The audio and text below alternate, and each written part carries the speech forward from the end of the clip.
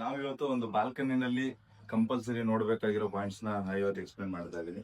So balcony ಅಂತ ಬಂದಿದ ತಕ್ಷಣ ನಾವ್ ಹೆಂಗ್ ಮಾಡ್ತೀವಿ, first thing is tiles ಹಾಕೊಂತೀವಿ.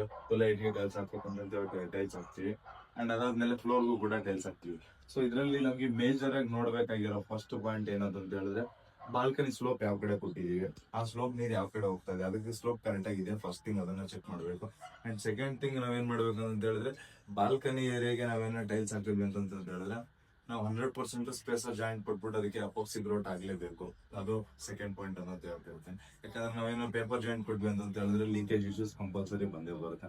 And ಆಮೇಲೆ ಬಾಲ್ಕನಿ ನಾವು ಮಾಡ್ತೀವಿ ಅಂತ ಹೇಳಿದ್ರೆ ನಾವು ಒಂದ್ ರೌಂಡ್ ಅಡಿಷನಲಿ ವಾಟರ್ ಪ್ರೂಫಿಂಗ್ ನಾವು ಮಾಡಿದ್ರೆ ಇನ್ನ ಬೆಸ್ಟ್ ಕೆಲಸ ಅಂತ ಹೇಳ್ಬೋದು.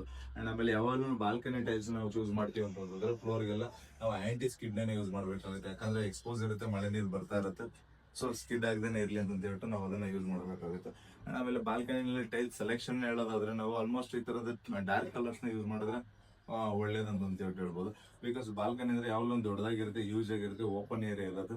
ಸೊ ನ್ಯಾಚುರಲ್ ಲೈಟ್ಸ್ ಜಾಸ್ತಿ ಇರುತ್ತೆ. ಸೊ ಡಾರ್ಕ್ ಕಲರ್ಸ್ ಇತ್ತು ಅಂತಂದ್ರೆ ಒಳ್ಳೇದು. ಬಿಕಾಸ್ ಏನಕ್ಕೆ ಅಂತಂದ್ರೆ ಯಾವಾಗಲೂ ಕೂಡ ಡಸ್ಟ್ ಬರ್ತಾನೆ ಇರುತ್ತೆ. ಸೊ ನಾವು white colour light colours use ಮಾಡಿದ್ವಿ ಅಂತ ಹೇಳಿದ್ರೆ ಕ್ಲೀನಿಂಗ್ ಎಲ್ಲಾನು ತುಂಬಾ ತಲೆನೋವು ಬರುತ್ತೆ ಅಂತ ಹೇಳ್ಬಿಟ್ಟು.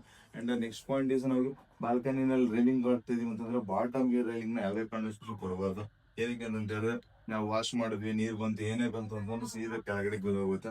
ಸೊ ಒಂದು 6 ಇಂಚ್ ನಾವು ಬ್ಲಾಕ್ ವರ್ಕ್ ನ ಮಾಡ್ಕೊಂಡು ಅದ್ರ ಮೇಲೆ ಒಂದು ಗ್ರಾನೈಟ್ ಬೀಡಿಂಗ್ ಹಾಕೊಂಡು ಅದಾದ್ಮೇಲೆ ನಾವು ರೈಲಿಂಗ್ಸ್ ಮಾಡ್ಕೊಂಡು ಅಂತಂದ್ರೆ that is an perfect option ಅಂತ ಹೇಳ್ಬೋದು.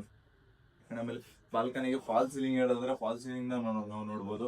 ಈ ಒಂದು PVC ಫಾಲ್ ಸೀಲಿಂಗ್ ಕಂಪಲ್ಸರಿ ಬೇಕಾಗುತ್ತೆ. ಏನಕ್ಕೆ ಅಂತಂದ್ರೆ ಇಲ್ಲಿ ಬೇರೆ ಎಲ್ಲ ಫಾಲ್ ಸೀಲಿಂಗ್ ಕೂಡ ಡಿಸೈನ್ ಮಾಡ್ಬೋದು.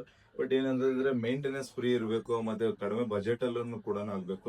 ಆಮೇಲೆ ಲುಕ್ ವೈಸ್ ಕೂಡ ಎಲ್ಲೋ ಕಾಂಪ್ರಮೈಸ್ ಆಗ್ಬಾರ್ದು ಅಂತ ಹೇಳಿದ್ರೆ ನಾವು ಇದು ಪರ್ಫೆಕ್ಟ್ ಆಪ್ಷನ್ ಅಂತ